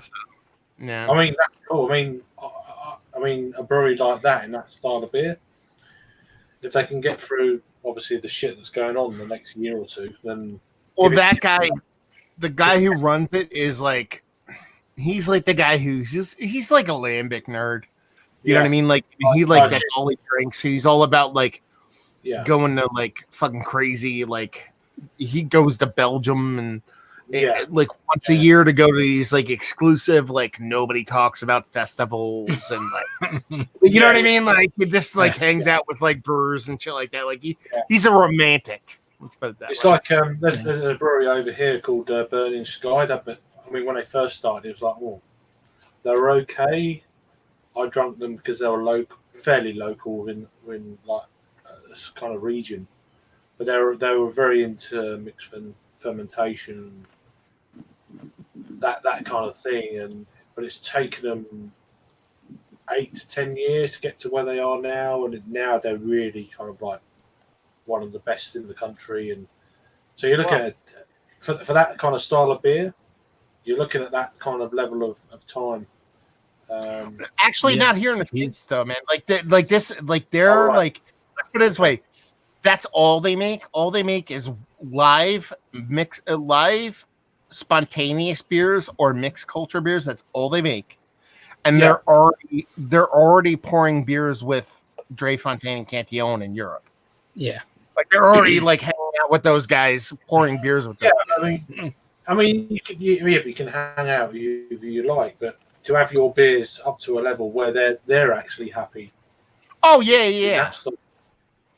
It takes literally 8 to 10 years before you're, properly. It just does. I mean, that's why these fruit fontainers and cantillons and they were going for ridiculous time. That's why they're well renowned, I guess. So, I don't know. Well, it's such a weird thing. You're dealing with like live organisms to maintain control over those products, to have consistency. It amazes me when brewers can do it. Yeah, I mean, I mean, it's like the surroundings within whether they're fermentating the beer. It's just in the barn or everywhere on the walls, everything. It's just all. And it takes time for that quality to kind of evolve and get that kind of unique taste within the styles, I guess. So I actually wanted to ask Keith a question because I haven't asked this yet. Yeah. So if you go on YouTube today, you might have done that. Mm-hmm. You can see Kyle from No Hype Beer Reviews posted a Black is Beautiful beer today. Did you see that? Which one was that? I saw his beer mail thing. Dude. Yeah, it was Black is Beautiful by AB InBev. How do you feel about that? Oh, the Goose Island one. I didn't watch it yet. But how do you feel about it? I didn't see it. I mean, if they're donating the profits I'm still kind of confused because I feel like some breweries are donating. Some breweries are donating 100% to their local, whatever they're. Yeah, some are doing profit, some are doing proceeds. Yeah, so if they were donating 100%, I would. I mean, I guess it doesn't really matter because if because what was it, Goose Island? Yeah, it was the Goose Island. They should donate 100%. But I get. I mean, I don't know much about Beer Tube, but I'm assuming that Goose Island one will get more hits than like the local one. So if it'll bring more attention to the cause, then I guess that's a good thing. And as far as how I feel about Goose Island doing it, as long as they're donating 100% of the profits to it, then I feel like, yeah, but I don't know. This is where the problem I've got. Is it a popularity marketing thing, or is it a genuine thing? See, I feel like as long as the money goes to where it's supposed to, it doesn't Yeah. really matter to me. Yeah. Honestly, at the end of the day, But yeah, I mean, is it just a popularity thing as well? I mean, you get these breweries jump on a thing. That's. I imagine a lot of breweries are doing it. Honestly, I imagine that's. I hope so. Yeah. I hope that's the way I'd look at it. But sometimes is it the right thing to do to get our brewery out there? And I don't know. That's just a little cynic in me about the whole thing. Yeah. I get you. I mean, I don't think. I think people who are familiar with Goose Island aren't going to see that and be like, "Oh, Goose Island is cool now" or whatever. But if they're donating 100% of the profits, then I'm fine with that. If they're not, then they're dicks and they shouldn't be doing that. That's my take on that. Matt, where do you stand? I mean, pretty much the same thing, but it's like, how do I put this? I don't mind them doing it, but it's also like, I don't know. Yeah. I don't know. It still feels dirty. It still feels dirty when they do it that way. And like, here's the thing: if they did, like, let's say they did 100%, awesome. But even if like Goose Island did 75%, it's going to be like 9 times more than everybody else. So you're still winning.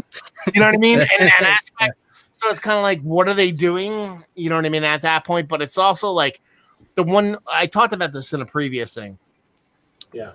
And this is just my perspective on it, is that I'm talking about, like, or people will talk about, oh, why are people doing it? Or what's the motivation behind doing this beer?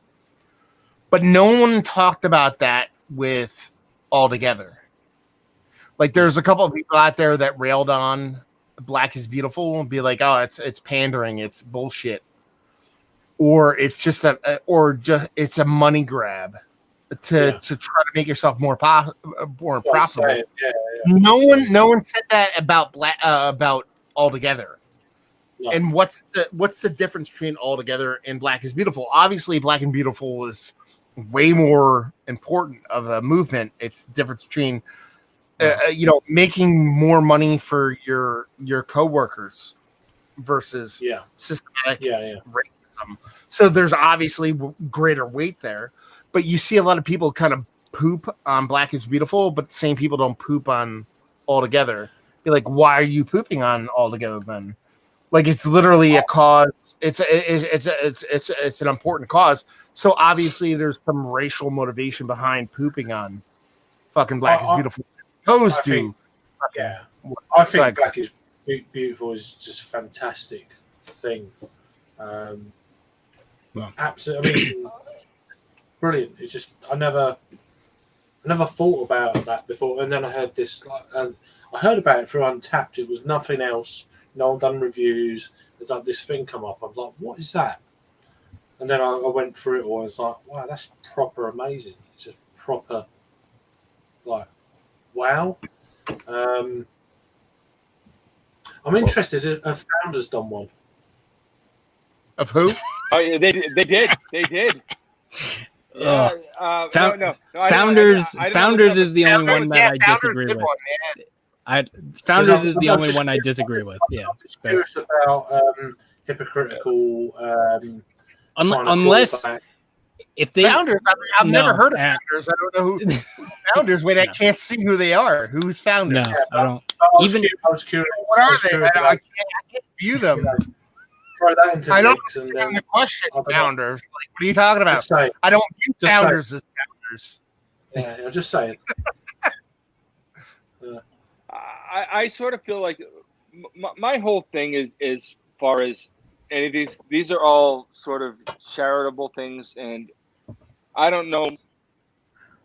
Even if someone's given 10%, even if given 20%, even if whatever it is, it's more than zero. I just feel like no matter what, as long as any amount of money is going to the right place, it's better than no money at all. I don't want to. I don't want to start sort of calling people's integrity into question because we don't know anything. Even if you say, well, Founder's doing it and they're fucking bullshit, who knows? I ultimately prefer that if someone's doing a charitable thing, I don't give a shit what charity is. I don't mind supporting. I just want the money to go to the right place, and more money is more than no money. You know what I mean? I really agree. The whole concept is brilliant. It just, but emotionally, I was like, just awesome. You know. Just go ahead. Some money is better than no money. That's the loophole for corporate America, where it's like, no, okay, you're right. We'll kill everybody, but we'll give like $5 to this thing, and then we're okay. So that's kind of where, like, no, Matt, I agree, but I feel like in something like this, where like I do believe that ultimately, even something, because this is sort of like a groundswell of support for these types of things. I do think that anything to sort of get this ball rolling in the right way is better than nothing, because we did have nothing before this. You know what I mean? I'm not talking about like corporate America in the grand scheme. I'm talking about getting the money toward a good cause instead of toward the fucking NRA, you know? Yeah.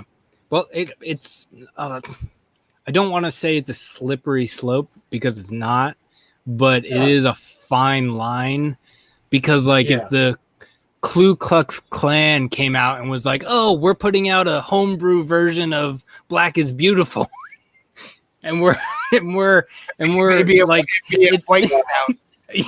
yeah, exactly, and like, oh, we're gonna donate 100% of the profits or proceeds or whatever to our local whatever.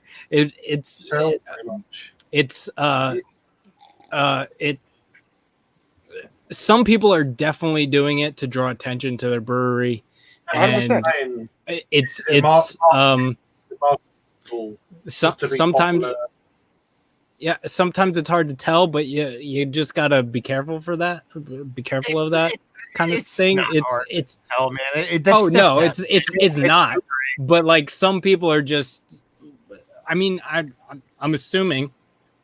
I feel like based on people I know and things I've heard, like, there are people in the craft beer community who just don't care about stuff. They just like, oh, I'm gonna go down to my local brewery and drink the beer and whatever. Like, there's so many people involved in like the previous groups we were involved with, like whether it be like in an NEPA group and stuff like that. They're just like white collar dudes that have so much money you don't know what to do with. And they're like, yeah, whatever. Like, I fucking love beer because I have so much money. I just buy everything, and it's awesome. Beer is fucking fantastic, and I have a dog and a wife, and I'll just drink everything. And then it's eventually like, okay, but like, yeah, we're a community. Let's band together. And be like, well, I don't know if I can band together with you. I mean, that's kind of like my bottom line. Be like, that's money for me. It's like all of a sudden there's something there. Yeah, it's just a bit. I don't know. I think the majority are legit, but there's probably small minority. You're right, man. Like a bulk of them, like a massive proportion of them are in it for the good. Absolutely, 99.9%. And it's one of those things where like the people that are into beer, they can sniff that shit out. You know what I mean? We know who's being fake. Yeah, and at least Thomas Hope isn't here right now. He's the fake one. You know what I mean? Like, Thomas, I mean, in different circumstances. I actually heard that I heard that he was Molson Coors is actually like he owns Molson. You guys know that? Yeah, well, Thomas well. Bone actually is one of the shareholders of I've Molson heard rumors. I don't know if you guys I've heard rumors. I read it on Reddit. It's confirmed. There you go. Yeah. Good old Thomas. Okay. I want to go play video games. We're almost at 2 hours. Cool. Parting shots. I know you guys want to say something before we sign off, or no? Oh, okay. Okay, fair enough. Let's Keith, shut your mouth. I'm gonna go around the table. We'll start with Mike. Say something awesome about your dog. My dog is currently out for a second walk with my wife and probably dragged her into traffic. Okay. Keith, say something positive about the music you're making right now. Oh, I'm not making any music, so that's so. Okay, Craig. That's Say something positive about drinking the same Pilsner for 5 hours. It's refreshing and it's cooled me down. Excellent. That's beautiful. That is beautiful. I will say, I don't know. I hope you guys enjoyed. Cheers. Cheers, brother. See you.